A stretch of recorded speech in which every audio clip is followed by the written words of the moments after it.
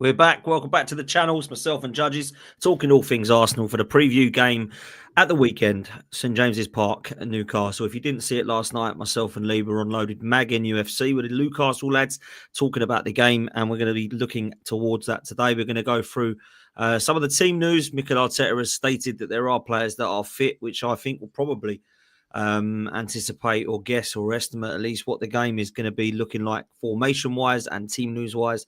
We're going to discuss that. William Saliba's new contract is something we're going to mention as well, which, if true, is absolutely fantastic. And to be fair, Lee, I think we need to look at how we think we're going to set up style-wise against Newcastle. So we're going to get into that. Make sure you hit like. Make sure you hit subscribe. I'm going live straight after this at 6 o'clock, so I'll redirect you to my channel. So hopefully you guys will be able to come over as well. How's your day been, Lee? Good?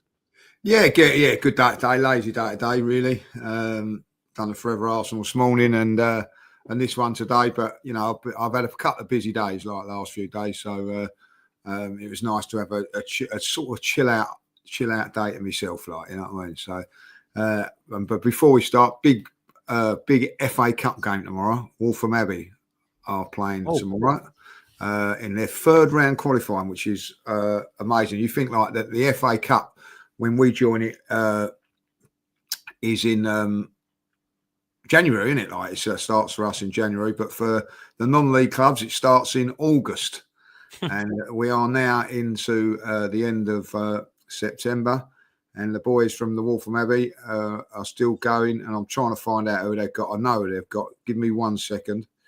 So what round is it then? For what round do we join then? We join in round. We 5. join in the third round, so this is the third round qualifying. So there's another round after this, right? And then after that, they go into the fourth round qualifying, and then it's the first round. So if you get to the first round, that's when like the Port Vales and all that join in, like, you know. Okay. What I mean? So next round, I do believe it.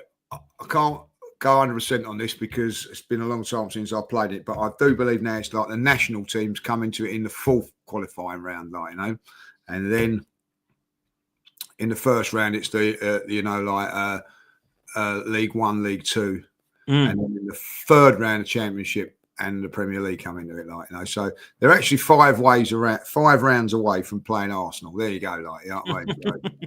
So I have actually got this far before in my past. So it's a big day for Waltham Abbey tomorrow, and they are playing a team called, and I tell you, Malden and Tiptree, should I say?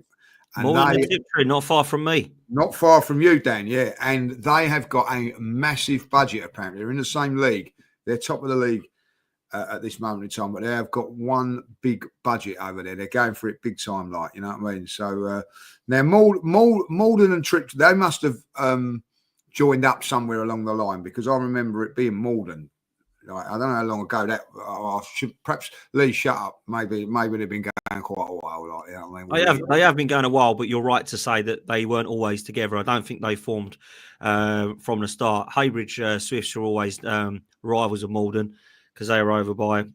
But yeah, Malden and Tiptree, probably about half hour from me. Right. So that's my local. Would that be your local team then? Non-league. Colchester would be my local. Oh, sorry, non-league. No, non-league would probably be where I grew up, which was Clacton-on-Sea, if I'm honest. But Tiptree is 20 minutes or so from me. But yeah, non-league, I mean, Clacton are miles and miles and miles off. So in terms of best, it probably would be Malden and Tiptree, yeah. And I'm kind of Colchester really more than Clacton anyway now, because I've been here for so long. We definitely played. I've definitely played at Clacton. It was either FA Cup, FA Vars, or FA Trade. One of them 3 that we played in there many, many moons ago. Like, you know what I mean? Yeah. So, not the best of places, mate. It's all right. It's seasonal Clacton. Very, very nice in the summer by the pier. Yeah, otherwise, not great. We would have gone there August, September time, so I remember it being quite hot up there. Like, yeah, it would be. It's lovely. A few years afterwards in Clacton, like, I do know that. Yeah, I tell you what, though, as Mum says in chat, Tiptree Jam Factory, that is famous all around the world. Wilkinson's son, that is massive. That is like, you go anywhere in the UK, anywhere in the world, Dave Wilkins and Sons jam. That is very, very famous. Like, you probably heard of it, or if you've seen it in the little pots, a jam. It's got Wilkins and Son Factory. That is at Tiptree. So that is probably one of the so like, yeah. most We're famous. educational as well, Dan. We're educational, like, you know what I mean? Yeah, absolutely. We are educational. Look, before we go any further, we do have to obviously send our condolences to the family of young Billy. It's horrific, if I'm honest with you, Lee. Young lad. And I'm not going to say I knew much about him and what he was like, but God, losing someone that young and in such a travesty, in such a tragedy, devastating news, the way that it happened and how it happened. Yeah, I don't know if you want to say anything on it, but I thought it was horrific when I heard it. Yeah, like terrible news. Like, you know, playing football, and I don't really know what happened, but it looked like he was he's at a war or something while he was actually playing, which is horrendous. Like, you know, so some of those non-league grounds, you know, can be a little bit dangerous and all that. I've seen a couple of people fly over, you know, like the barriers at times and all that. Like, you know, so yeah, just. You just don't like to hear these things, do you? Like, but it's so sad, and you know, like thoughts to family and friends, obviously. Like, you know, it's just unbelievable. Yeah, hit the wall on the side of the pitch. You know what I mean? Like, hit the wall on the side of the pitch. It's like incredible, isn't it? Awful. You go to play football, and you know that happens. It's you know, just a tragic thing, like, you know what I mean? And this is the thing, innit? You take risks in life all the time, you know, playing football in the park, getting in your car, doing whatever. It's just a tragic, so sad. Yeah, as Derek says, so sad. Yeah, devastating, absolutely horrific news. We do play this weekend. Before we get into the kind of match itself and the style, I wanted to get your opinion on some of Mikel Arteta's comments. And I've seen you've been quite vocal on X or Twitter about it, as have I. I've heard some nonsense in my time, Judge, but I am quite worried about our manager's comments, if I'm honest. I find them very bizarre. It sounds very defensive. It sounds like he's lost the plot. Don't quite understand some of them. The one in particular around him being very proud that we drew 1-1 with Man City and his phone was blowing up and all these chairmen and CEOs are ringing him to say, well done.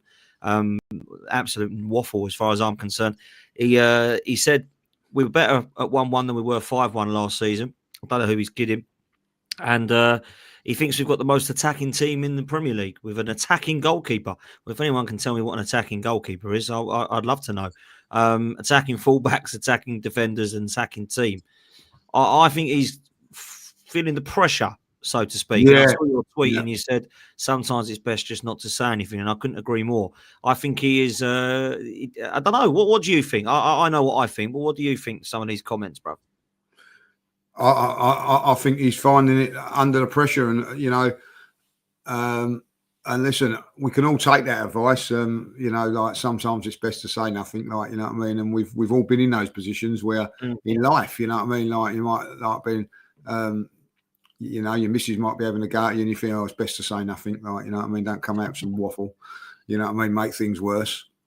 But I don't, you know. If that is the case, then how comes I'm bored out of my nut most games? Can someone tell me that? Like, you know what I mean? So, you know, like that was the least vocal I've seen an away ground for a long while. And there was a lot of fans there that don't go all the time because it was a League Cup tie and all that, like, you know. But the fans were subdued by the football. Now, I'm not having a go at that game or whatever, like, you know. I've sort of had to think about it. You're in between two games. It's just about getting through. I get that. But for him to say what he was, and I thought, can I use the word patronising? I thought he was patronising, like, you know what I mean? Like, listen, none of us fans claim to be as good as him as a coach, good as him as a footballer. But we've all watched football. We all know what good football is, and we all know when teams are winning and all that. And I also know if we win 5-1 and we draw 1-1, there's no way we can play better. You can't, you know what I mean? Like,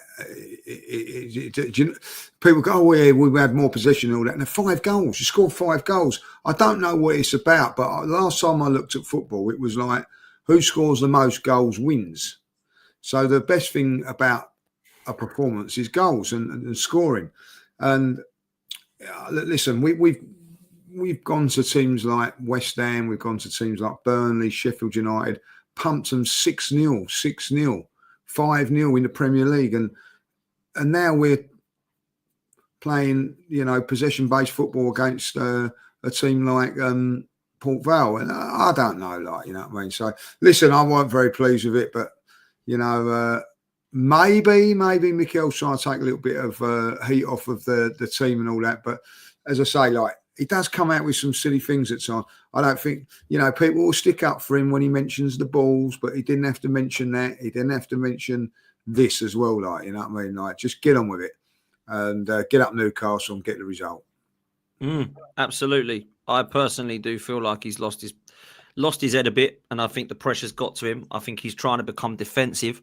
And instead of, even if he doesn't say anything, even if he comes into it and says, I can understand at the moment why people don't think we're an attacking side, but I'm quite happy with the squad and I think we've got attacking players and we will get it right. I've got no problem with him saying something like that. But when he comes out with this crap and waffle and he starts saying, well, you're all wrong, we're actually one of the most attacking in the world, I find it absolutely crazy, to be honest with you. Look, he's not going to say we're all rubbish at the moment and things are really bad. I'm not expecting him to say that, but actually come out, don't give us this crap. I mean, it's quite embarrassing and, like you say, patronising. And it's also insulting to some of the fans that are seeing this crap and they're watching this boring football and he's trying to defend it. Look, I understand he wants to take some pressure off the players, and the players aren't really I don't think the players need any pressure taken off them. I don't think any fans are putting the players under pressure. Everybody that I speak to, whether it be an Arsenal fan or a rival fan, is putting the pressure on him. And he can't hack it, mate. He's not enjoying it at the moment, And I personally need to see someone who's a little bit braver. And I want to see someone who's keeping their cool at times like this, not making silly comments. Now, he is very funny when like when you're losing a battle and you go, well, I think that, and everyone else does behind me as well. He's doing that. He did it against PSG. We were the better team, and they all told me. Yeah, that was another one. That was another. We come out in Ballon d'Or apparently the other week, and they said, "No, Liverpool were the toughest we played, not Arsenal." So they made him look silly. Luis Enrique said, "No, that wasn't the case at all." So he's come out and said, "We're the best in Europe," and they believe we were the better team. Who did? All the players, all the dressing room players. What are you talking about? You're talking rubbish. You're lying now. That's what you're doing. You're lying and making yourself look silly. Yeah. My opinion is we were the better team in the Champions League. You can't deny that because that's his opinion. He's wrong, but he might think that he genuinely were. We genuinely were, right? But don't then say, well, they've all told me we were when they didn't, And then don't say that we are the most, and my phone was blowing up with CEOs and chairmen. What is he talking about? As if any chairman's going to go, yeah, got this meeting, hang on a minute, I've got to ring Mikel about that great result against Man City. Put that on hold, tell him I'll be back in an hour. Oh, yeah, Mikel, that 1-1 is unbelievable he did that 1-1. I've never seen a 1-1 like it. What is he kidding? What is he talking about here? No one gives a shit about Arsenal drawing with Manchester City 1-1. And then to say that we were better in that game against the 5-1, I mean, that is the one that got me. I couldn't believe what he's talking about. It's just deluded, isn't he? It's incredible. And I didn't realise this, Dan, so because I got caught up in the euphoria, whatever the word is, euphoria of the result. Euphoria. The euphoria of the result. Or not of the result, of the goal, that he brought on Mosquera. Who for? Oh, good question. Someone in the chat will let me know. It was a defender he brought on. It was Mosquera he brought on. Who the hell come off? Someone let me know in the chat who it was. I can find out if no one can. But so it weren't for Timber, was it? It was for a... Oh, I was told that yesterday. 1-1. He just scored and he put a defender on. You're kidding. I didn't even know that. Like, you know what I mean? Ben White. Oh, it was for Ben White. Was it Ben White, Harvey? No. Zubimendi. So he took Zubimendi off. Oh, I'm going to believe. I'll believe that then that he did. Yeah, it was Zubimendi. I just checked. It was Zubimendi come off. But yeah, I don't get what that was all about, really.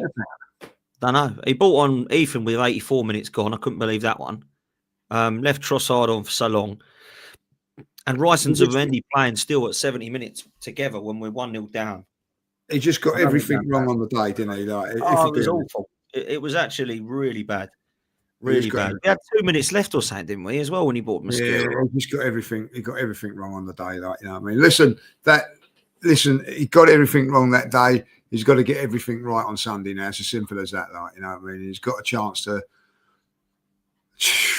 change our mood and our perspective of how this season's going on Sunday. Dan, he really has.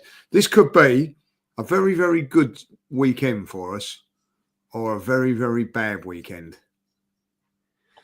Well, it's got to be a good weekend. Before we go on to that, let me just quickly touch on. Don't want to touch on Port Vale, the game, because it was, well, there wasn't much to say. It was boring as anything. I felt sorry for the people who travelled. However, you're not going to like this. Not many people are going to like this, but I'm going to say it. I think that showed who the problem was at the club, that game. Because I don't think it was the players out there. Because I rate Eza and I like Martinelli and I quite like Saka. And I quite think Ethan's a good young player.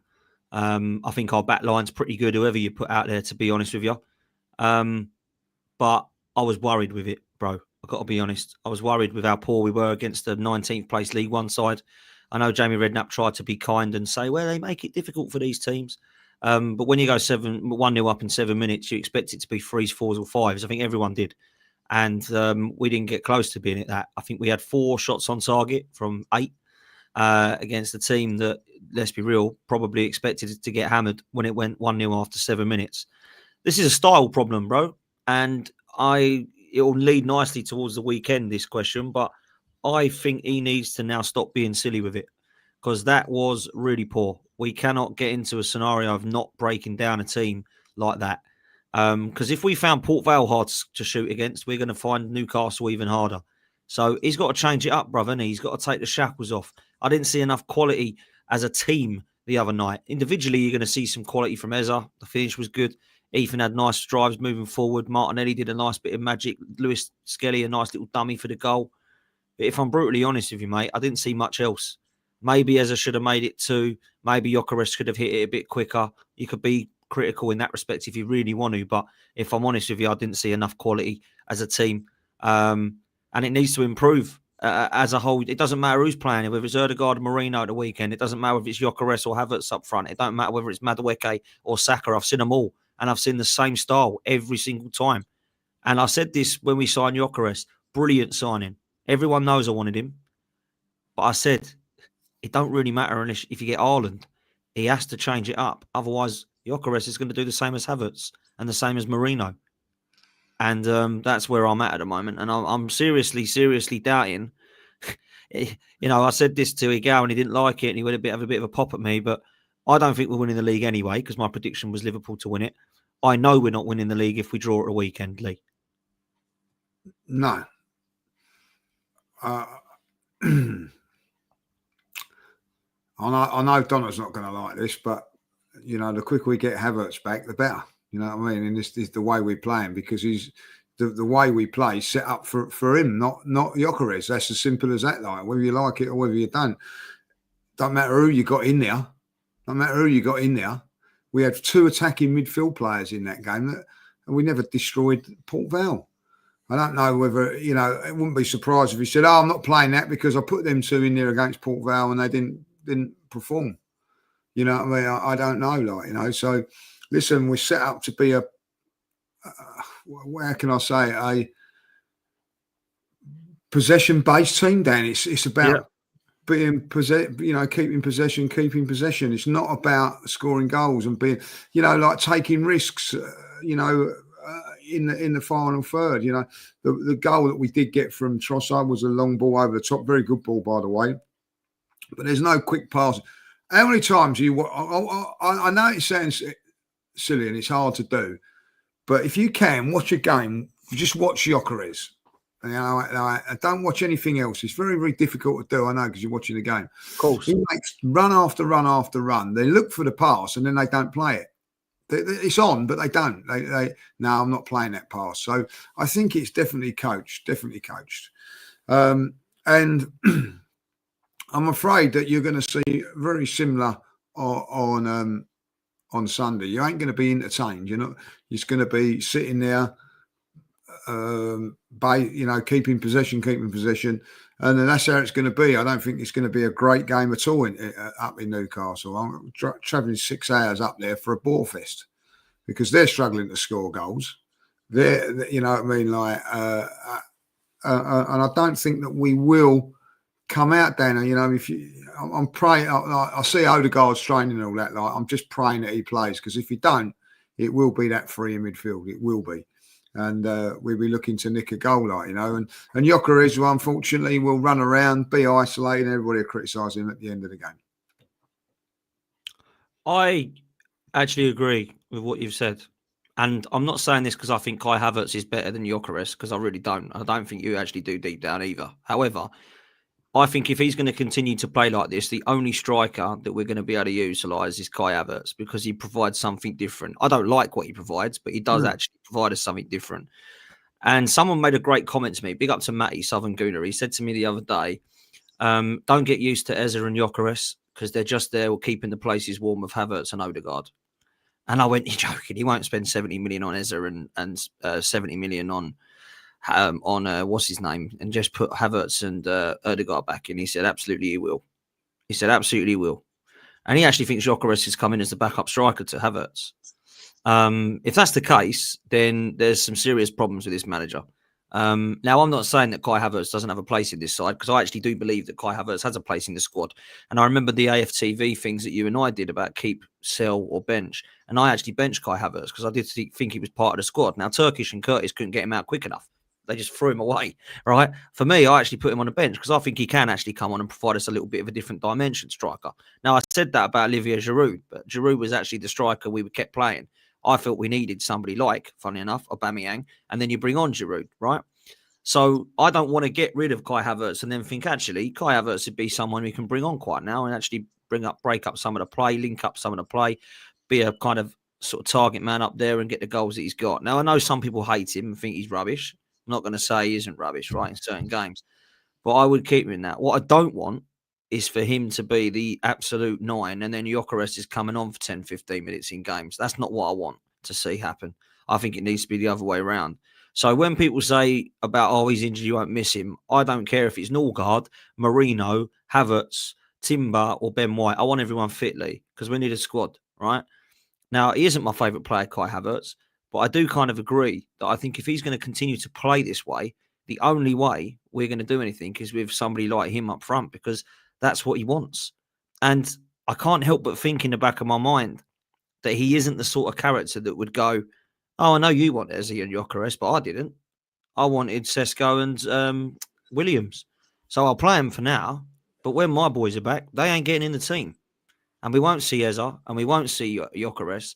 And we might not see some of the other players potentially. But we will see Zubimendi because it was his player.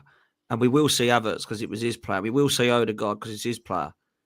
Now, some people might think, good, I bloody love Zubimendi and Odegaard and Gyökeres, and that's fine. You'll be happy. But I don't know that he's 100% set on some of these players, because the way that we're playing at the moment ain't for their strengths, bruv. And I'm worried about that, because I do think that he's going to end up costing us trophies again, which is why I think he's the problem, Lee.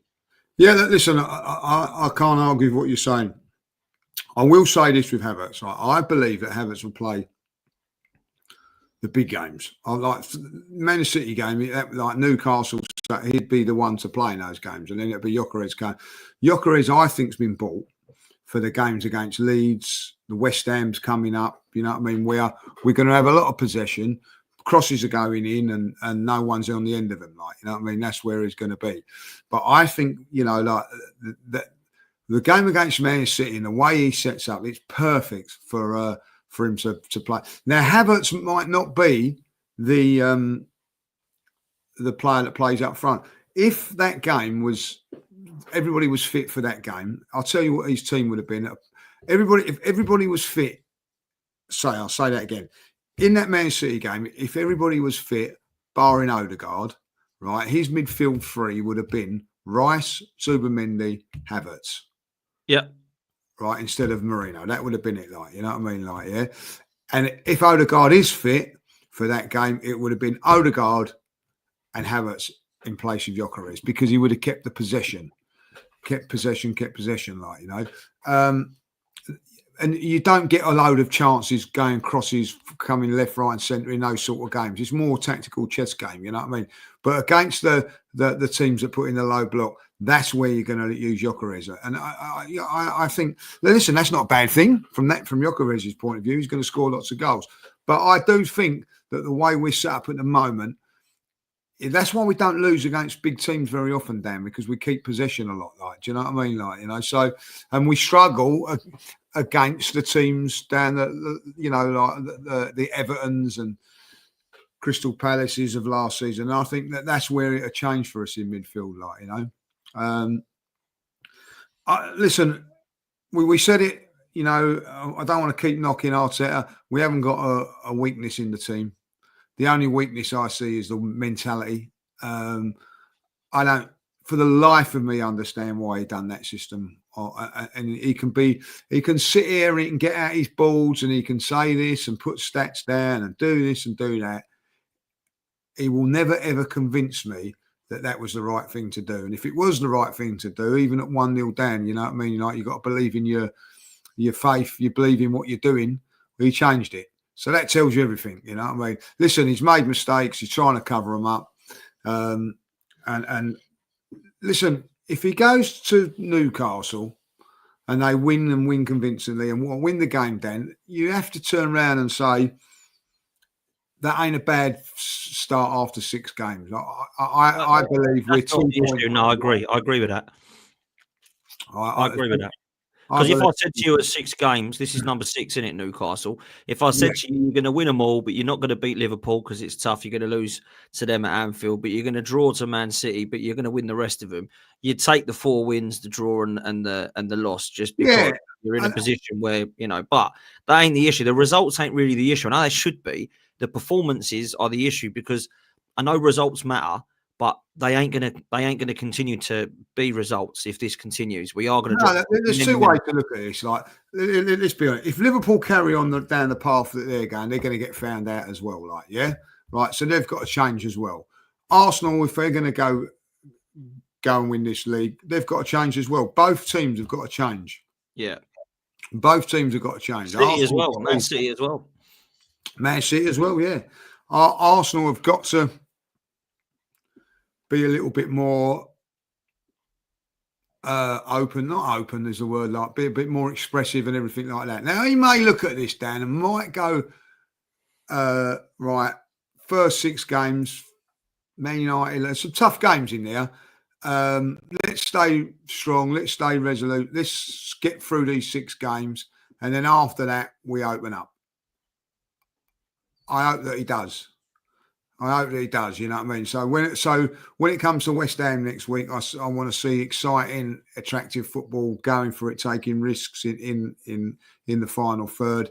Fulham the next week, Crystal Palace. Well, I want to see like all of that all the time, like, you know. Whether we will see that or not, I don't know. But that's what I'm hoping, Dan. I'm really hoping it, like, you know. It's getting to the stage now where I don't believe what I'm seeing is going to be good enough to get us over the line. So he needs to change. Now, I don't see it against Newcastle. I really don't. Like, you know what I mean? It's going to be a defensive performance. To a certain degree, I understand it being like that. It's a tough place to go. We ain't won there for a while, like, you know. But I want us giving it a go, Dan. I don't want us being like we were at Liverpool and not giving it a go. And then we'll see what happens after that.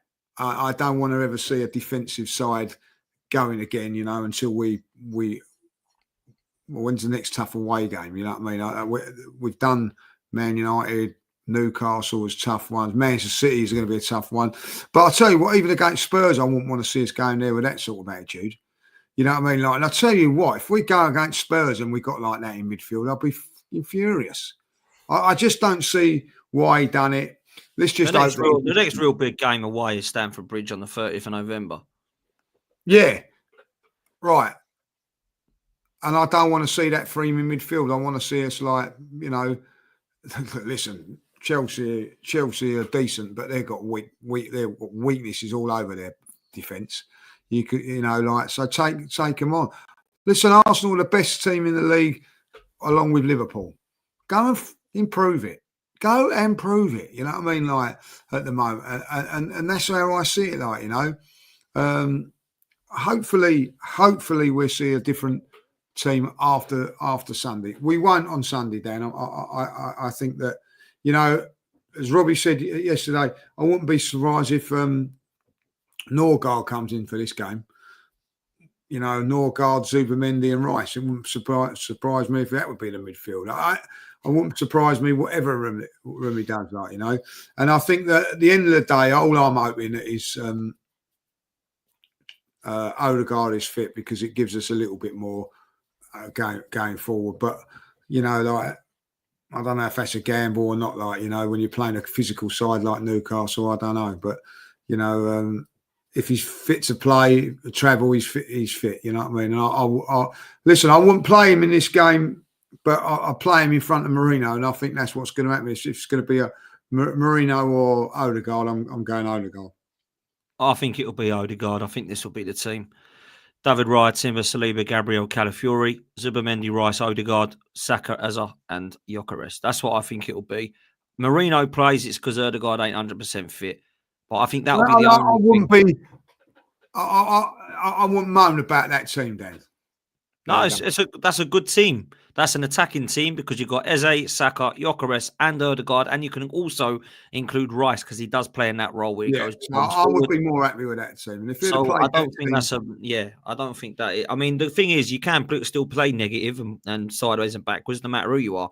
But I think that midfield trio is the one that we all prefer to see. Yeah. Now, I'm not a massive fan, if I'm honest, of Odegaard of late, but I want him ahead of Marino, Lee. 100%. 100%. That's what I want to be seeing. So, yeah, I mean, is that what you think the team will be? Or yeah. Yeah. And I'll be happy with that team. I've been happy with that team against Man City. You could have actually put Wanyeri in the middle or Eze in the middle. And even if he'd have played Trossard wide left, it wouldn't have bothered me. But that midfield was all wrong for me. It's all wrong. But that's still got stability in it. Zubimendi and Rice, you know what I mean? That's still a very, very strong two in there that can compete with their two in there, like, you know. The physicalities of Joe Linton and Bruno Tonali as well is a good player, but he's not like a monster. So, like for like, that's as physical as that. I don't think we need to go more physical than that, like, you know. And technically, we've got better players in there than them with those three.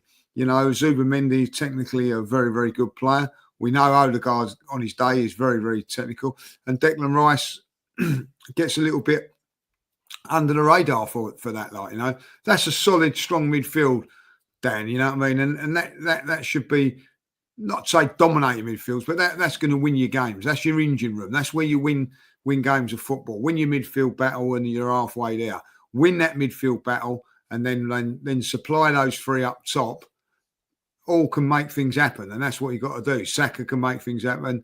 And at the end of it, like, if you've got Saka in there and you're doubling up on him and you're doubling up on Gyökeres, then it's, you know, at your peril, you leave Eze one-on-one, and vice versa on the other side. If they're doubling up on Eze and doubling up, and then if they want to leave Gyökeres, feel free to, and he'll punish you as well, like, you know. So, listen, there's no excuses. We've got to go up there, be positive, be brave.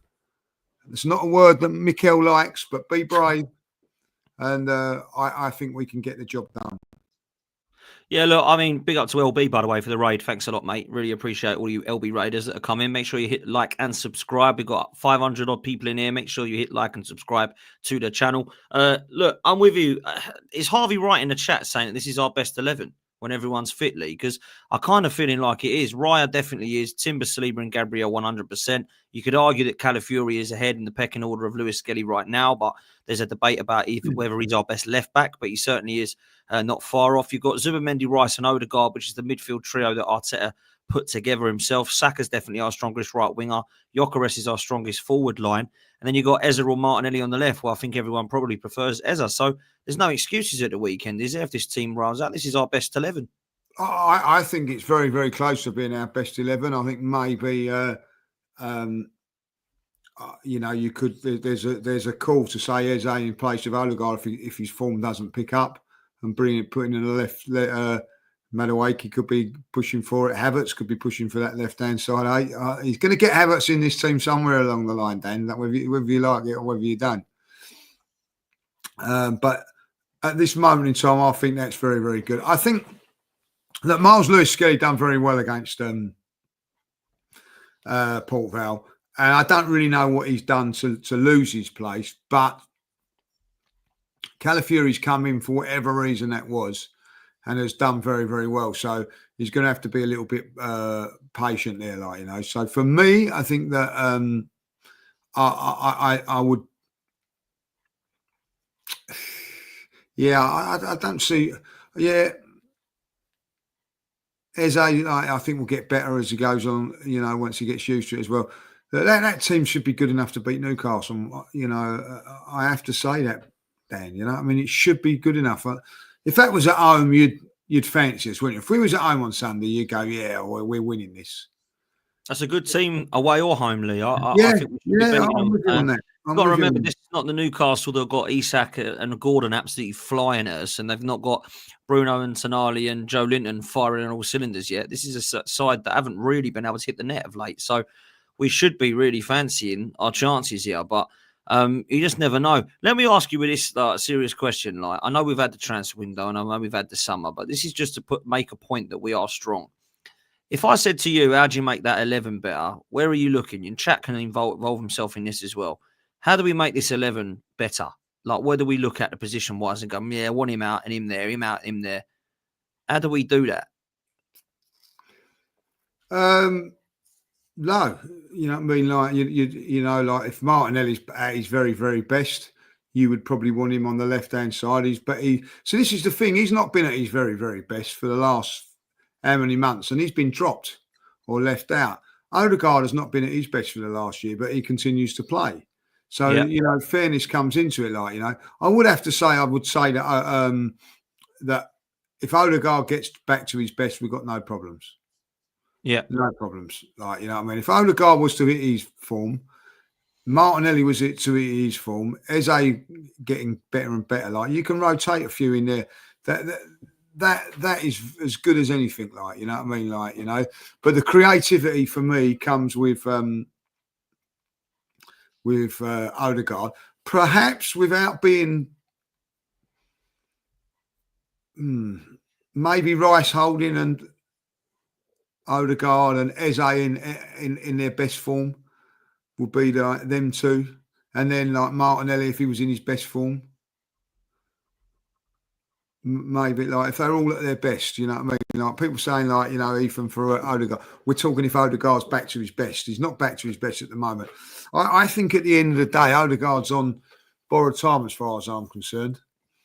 He cannot continue to not be doing the business when other players are not doing the business and being left out. So, but for me, I think I'll probably go Rice, particularly at home. For me, I'd like to see Rice, Eze and Odegaard. So I'll be honest with you. There are 3 positions that I still think we can strengthen in this 11. People might think that's crazy to say that, but I truly believe, and one of them isn't Odegaard, believe it or not, because when Odegaard is back to his 2023 form, I think we are, we've got a really good player there. When everyone's at their absolute best, I still think the whole of that left side can be looked at upgraded. Now, I'm with you. I wouldn't be taking Rice out of the team completely, but I would take him out of that position, and I'll be with you, and I'd play him in the 6 as Zubimendi would drop out. And then that left 8, I'd actually go and get somebody who can play left 8 proper. Natural position for Rice, it ain't that in my opinion. I think he can play there, but it ain't his natural position. Left back, Calafiori, done well this season. I don't think he's a natural left back, and apparently he's not. Right? He's doing a job there. Fine by me, but could we upgrade on him? Yeah. Go and get PSG's left back. Nuno Mendes, he looks quality. Proper left back. Then you look at Eze, can do a job on the left, but he's not an out-and-out left winger, is he? You go and get somebody like Rodrigo or maybe Yildiz, who we mentioned from Juventus, linked with today. Them 3 positions straight away, I think, strengthen Arsenal. And the whole of that left-hand side looks like it's got pace again. And that's what I want. I don't really mind if people come in and do a job as part of the squad, but I don't want to be looking at that first 11 there and going, right, Eza, left. Oh, he's more of a central player, though. Rice, 8, more of a 6. Calafiori, the centre-back, doing a job at left-back, probably can do better. So Raya stays, Timber, Saliba, Gabriel, but I'd get a proper left-back. For me, I'd play Rice in the 6 and have a proper 8 with Odegaard, or maybe a proper 10 and Odegaard in the 8. And then I'd have Saka right, Gyökeres up top, and then I'd go and get an out-and-out left winger, which means that Eza might be dropped, but you could play Eza in the middle, and he might be going into that midfield, like you've said, with Rice, Eza, and Odegaard, and then you play a proper out-and-out left winger. So I still think there's potential for us to even strengthen, and I'm glad that we meant that, because a lot of people would have looked at that and gone, can't strengthen that team. Strongest it can, no, it's not the strongest it can be. There's still players you can get, but in terms of this, it's good. There's always improvement, isn't there? Of course. Look, I'll be honest with you. This is a team that I expect to go and beat Newcastle with. What do you make of the actual game itself in terms of not like, entertainment value, but how do you see it going? Where's it going to be? Key battles won. And what has to happen for Arsenal to take 3 points here for you, Lee? Do you know what? I see it going very, very similar to what I see at the Barcelona game. Newcastle being up for it, going for it. And Newcastle hopefully not scoring. If they don't score, that puts us in a little bit of a position like that 20, 25 minutes. And I think that if Arsenal then can get on the ball and play, maybe a set piece and nick it, like, you know what I mean? I think it's a 1-0 written all over it. Either way. I don't think it's going to be pretty, Dan. I don't think it's going to be an enjoyable game. I don't think it's one to get out the old popcorn and enjoy it. Sit there and enjoy it. I don't think it's going to happen. I think it's going to be a tough game. And but it could go either way. And these games are like that, Dan. They can go either way. Like that Liverpool game against Newcastle, very similar. Could have gone either way at that time there. If you ever look back at that game, Newcastle had all the first half and then they scored, didn't they, Liverpool? Against the run of play, 1-0. That is what I expect it to be with Arsenal. Then I don't expect any Newcastle player to make a silly challenge and get sent off. And even if they do make a silly challenge, they'd be let off. And I think that's how it's going to go. We've got to ride that first 20, 25 minutes of what they're capable of doing. I don't think people realise the atmosphere. I don't know what the atmosphere is like at Newcastle, if I've been, because you're so high up. But I'm being told that it is very, very intense and an unbelievable atmosphere. But you lose a lot of the atmosphere from being so high up. Yeah. It's going to be intense, and hopefully we ride that, and then we see it home and get the result. Yeah, look, that's what I'm praying for and hoping for, if I'm honest with you. Look, he has said that Martin Odegaard is fit and he's training today and tomorrow. He's also said that Saka is going to be okay. So I expect to see both of those playing, if I'm honest with you. Martin will be training with us in the next 2 days. Hopefully he'll be able to be available for the game. Nothing to report on Saka's fitness. He's played the games we anticipated and he did well and he feels good and he'll be training in the next few days as well. There's no news on the scan of Noni Madueke's injury, but there's rumours that it'll be 6 to 8 weeks out. Let's talk quickly about William Saliba, because for me, that is incredible news. I've got to be honest with you. And again, I put this down to Andrea Berta's work. I've got to be honest, I'm quite astounded at how good he's been. 8 new players, new contracts to Ethan, Miles Lewis-Skelly, Gabriel, Saliba, and the rumours are that Saka is the next one, and players out that he got rid of in the summer. He's done more than his job, hasn't he, Andrea Berta? This is brilliant news for us for Saliba staying, Lee. Yeah, unbelievable news and positive, and that's what you want, positive news, you know what I mean? And listen, I get it with Berta, but if Saliba thought that Arteta was a clown and he didn't think that he would be winning things, he probably wouldn't be committing as well, so there's positives there. Listen, for me, Mikel has done a little bit for that in his development and everything.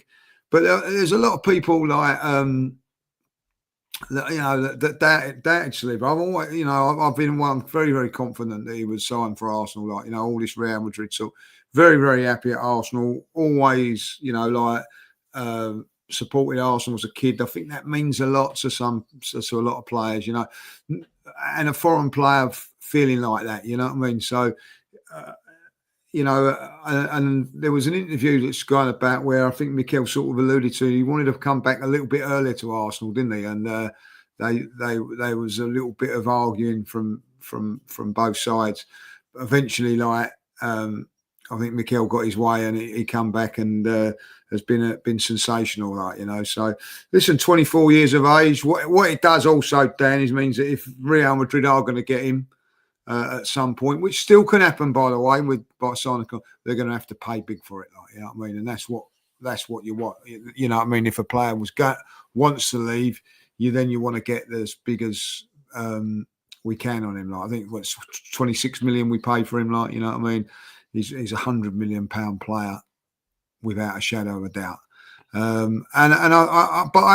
genuinely believe that he's very, very happy at Arsenal and wants to continue at Arsenal. And signing that contract is a good thing. You know, Saka, as you say, will be next.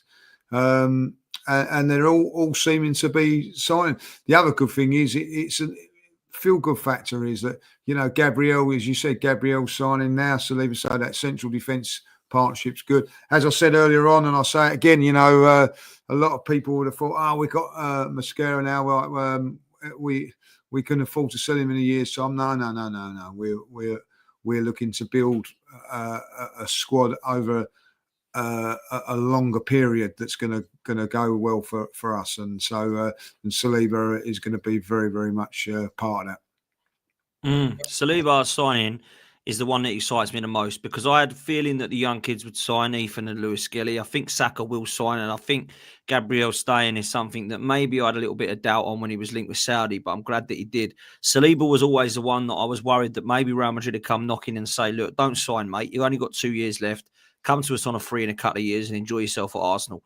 And I really did feel they'll do that. Now, it looks like they're going to do that with Konaté. And it looks like Dean Howson and Konaté are going to be the two that they're going to have at the centre-back now. So Liverpool probably going to go all out for Mark Guehi in January or the summer because Konaté looks like he's going to go to Real Madrid. I'm really glad that they didn't do that with what they did with Trent, which was clearly what they did with Trent. You know, don't sign at Liverpool, come to Real Madrid. I didn't want that to happen to Saliba. I think he's probably our best player, him and Saka, if I'm honest with you. And me and Kenny were talking about it yesterday or the day before, saying I don't think that there's many teams in Europe that wouldn't want Saliba at their centre-half as their centre-half. I don't think there is. I don't know many teams that would say no thank you. And I don't know many that wouldn't want Saka either. So I think them two are clearly two of the best players, and they're the two that have got to get signed. Wages are predicted to be around about 250k a week. Do you expect Saka to get around that, or do you think he'll probably want more what Kai Havertz is on at 290, which is a disgrace, by the way? I think he'll get free. Because he's a forward as well, don't forget, like, you know what I mean? So, and that you do get that little bit extra money, Dan, being a striker or a forward player. So, yeah, I think that Saka will get slightly higher. And listen, that's what happens in football. You know that you know that the forwards get more money, you know what I mean? That's part of it, you know what I mean? Like, you know, I'm pretty sure Saliba's money would go up as well. I think they'd be mad if it don't go like, well, he's on that, so I'll go onto that as well. Do you know what I mean? Like, do you remember like Ian Wright had that, didn't he? And Tony Adams, anybody who comes in, gets a better deal, gets that sort of thing. So I think that Saliba would have that in his contract as well. He'd be mad if he hasn't, like, you know. But yeah, Saliba and Saka on the biggest amounts. Yeah, I think they should be as well, if I'm honest. They're clearly our two best players. Before we come to a close, what are you saying for the game, mate? Are you believing this is going to be a victory for Arsenal? What's your prediction, bruv? Heart says 1-0 to the Arsenal. Brain says 1-1. Yeah, I'm the same as you. I've gone 1-1. And that is whatever team starts, by the way, even if it's Odegaard over Marino. I have little faith that we're going to win this game because I don't believe the manager has proven to me that he can go all out in any form or part of the game, even for 10, 15 minutes and go all out attack. And I think when I was most impressed was probably the Forest game. And I looked at the four we had that daily, and I looked at Eza, Madueke, Wanyeri, Gyökeres. And what was really interesting for me is the four of them haven't been coached yet by Arteta for very long. And they were all happy to go and show what they've got. And then we go back to where we were with Marino in and when we were with Saka, who I love still, by the way, Martinelli, and we can't play again. And we do it against Bilbao, they all come back in. We do it against Port Vale, they all come back in. There's only really, let's be real, Eza, who did score the goal, ironically. It seems now that once Arteta gets his claws into you, you're not allowed to attack. Max Dowman, another one. Why does he look so good? Because he's not really had enough training sessions yet to know you're not supposed to go forward in this team. The first ball he puts through is straight on the end for Gyökeres. So I look at it. He's done 100 lines for that, you know what I mean? So. Yeah, naughty boy in the corner. That's how I feel. My last question: do you think that he will change it, Arteta, or do you think this is it for the season now? This style, because I fear this is it for the season. I think this is who we are. No, I think that we're going to play this style. I hope we don't. If we do, we could. If we win it, you accept it. You know what I mean? But I think we get found out on a couple of occasions and drop points over it, which we have already. So I'm not convinced it's going to get us to the league title, but I do think this is the way we're going to go. I really don't want to be seeing that, if I'm honest. I've got to see a change up in style, even if it is for like 25 minutes of the game lead. You know what I mean? Even it doesn't have to be gung-ho from minute 0 to 90. I just feel like we need to be looking at a style change for, even if it's 20, 25 minutes, we get ourselves in a position where, oh, look, we're now going forward, we're creating, we're looking like attacking. And if we get 2-0 up by it and then go back, I've not got a problem with that. But if we're playing from minute 0 right the way through to 90, I don't think I can watch much more of it, to be honest. And you'll be in the concourse if you see Marino, judges. You know what I mean? So, well, no, I've got to leave. I've been getting a lot of stick. I mean, people are saying I've got to go. I've got to leave if that is the case. You know what I mean? So yeah, 100%, mate. But listen, we're 5 games into the season. We don't know what's going to happen long term. We don't know anything at this moment in time. Whatever happens, we're still not completely out of it. But I do think that, it's like how I see it when people go, oh, you're not convinced that Arsenal are going to win and all that, the league and all that. It's like saying, well, I'll tell you what. How can I say it? Like Usain Bolt is like, I might beat him in a race, right? But I ain't going to beat him with a 50-yard, if he's got a 50-yard start. No. Do you know what I mean? Like that's how it is. You know what I mean? Like, and that's how it is. I'm not saying myself personally. I'm talking about any runner. Like, you're up against the best runner in the world, right? You've got a chance of beating him from the start. But if he went up, puts his hand out and says, "I'll tell you what, like you give me an extra 20 meters, you've had it, like So I think it's important that we. Listen, if let's just hope that Liverpool drop points. Say if Liverpool drop points against Palace, I don't want Arsenal going, all right, okay, well, draw's good for us now because Liverpool drew at Palace. You know what I mean? No, like Liverpool went to Newcastle and won. How they got that result, it don't matter. They did, right? A couple of years ago, Liverpool went up there and had 10 men and won there. Do you remember? Like they were down 10 men and won, like, you know what I mean? So they were brave then, and they got to be. So Arsenal got to be brave. Go there and go. Do you know what? If Liverpool drop points, right? This is not a point where we go. Oh, we take a draw here now. Let's go and improve on them, like, you know what I mean? So that's where I see it. Like I know I said this last week. That team sheet told me a lot about the mentality of Arteta, and I didn't like it, and I don't think it's going to be good enough to win us the title. I still say Arsenal more chance of winning the Champions League than the Premier League the way we play. But if we was to go up to Newcastle and produce a performance, and we're entitled to change our mind on things, and that's what I see. Let's see what he does again. Is he going to be a bit braver? If he's not, we know we know that these results are going to happen when you play. So we'll have to wait and see. It's an interesting game. I'm not looking forward to the game, if I'll be really honest. We'll see what happens. Well, look, if we beat Newcastle, West Ham and Fulham by 3s or 4s, then I'll be inclined to change my mind about Arsenal's title chances. However, you know, a pig has just flew past. Do you know what I'm saying? So we do know we are serious and realistic as well. Look, it's been a pleasure, mate. Let's put these quickly out before we wrap up. Kahir is a new member, absolute legend, Kahir. Thank you very much, mate. If you'd like to be a member, then welcome and click on the join button. Tom, as the super chat says, he's bluffing the defence stats. Liverpool go 2v2 or 3 or 4. There's no jeopardy in attack. It is he doesn't feel jeopardy for his job either. It's a problem. Arteta is a problem, Tom, 100% right now, and he needs to change it up. And if he's not going to, then unfortunately, we're going to be in trouble. Look, I'm going to stay where you are because you're going to be rated to my show at literally in 3 minutes. So stay where you are. Don't have to press anything. It'll redirect you over there. So Lee, I'll let you say goodbye. Yes, have a good weekend, guys. As I said, England's rugby women are playing in the final tomorrow. Good luck to them. If you're going to Newcastle, safe travels. Bring your pillows and your sleeping bags. Have a good one.